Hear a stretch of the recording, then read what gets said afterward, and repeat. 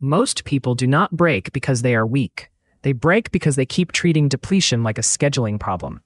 Winter solstice arrives every year with the same unglamorous teaching.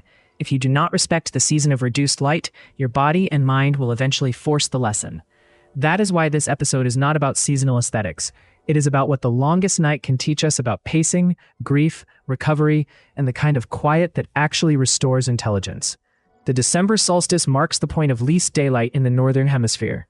Spiritually, it has long been associated with inward turning, gestation, and faith that life can renew itself even when visible growth is minimal. People often misunderstand that symbolism. They treat winter reflection as a decorative pause before getting back to the real work. But solstice traditions survive because they name something true about human rhythm. Not every season is for output. Not every phase of growth looks like expansion. The solstice asks a more difficult question than, what do you want next? It asks, what has become unsustainable, and what are you willing to stop feeding? That question matters because many people arrive in December carrying 6 months of unrecovered stress. They call it ambition, resilience, service, or responsibility. Sometimes it is those things. Often it is accumulated exhaustion, wearing respectable clothes. Psychologically, solstice is a powerful counterweight to performance culture. We live in systems that reward visible motion. Emails answered quickly look impressive. Public productivity looks impressive. A packed calendar can feel like evidence that your life matters. But the nervous system does not care about appearances. It keeps the real ledger. If you push without recovery, several things start to happen. Attention narrows, irritability rises, meaning thins out. You become more likely to confuse urgency with importance and reactivity with truth. Relationships get flatter because you no longer have spare energy for nuance. This is why rest is not just a wellness topic. It is an ethical topic. A depleted person is often less patient, less discerning, and less honest than they would be with proper recovery. Winter solstice becomes useful when you stop treating rest as reward and start treating it as infrastructure. It is not the thing you earn after doing enough.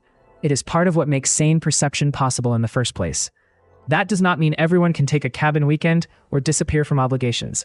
Many people cannot. The point is smaller and more serious. What forms of reduction are possible? What would it mean to remove one unnecessary demand, lower one form of noise, protect one evening, or stop one cycle of self-imposed overextension? There is also grief in this season that people often skip. Reduced light can bring up loneliness, old memory, and the awareness that another year moved faster than you expected. Solstice work becomes shallow if it talks only about cozy restoration and never about sorrow. Sometimes, the most intelligent winter practice is admitting that you are sad, disappointed, or tired in a way that no productivity system can fix. Once that truth is admitted, the system relaxes. It no longer has to spend energy pretending. A strong historical parallel comes from Ernest Shackleton's Antarctic expedition. When the Endurance was trapped and crushed by ice, survival did not depend on constant frantic activity.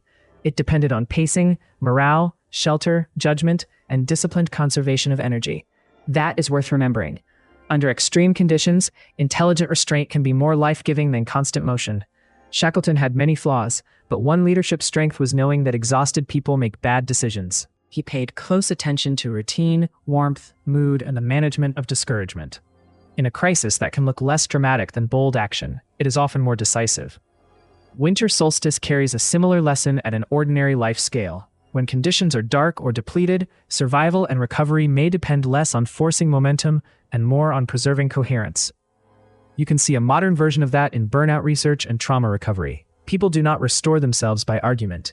They restore themselves through repeated signals of enough safety. Sleep, warmth, nourishment, reduced stimulation, and predictable rhythm. The body trusts repetition more than inspiration. Solstice is a good annual reminder of that.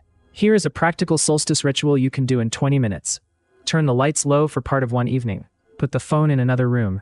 Sit with a notebook and make 3 short lists. What is draining me? What is restoring me?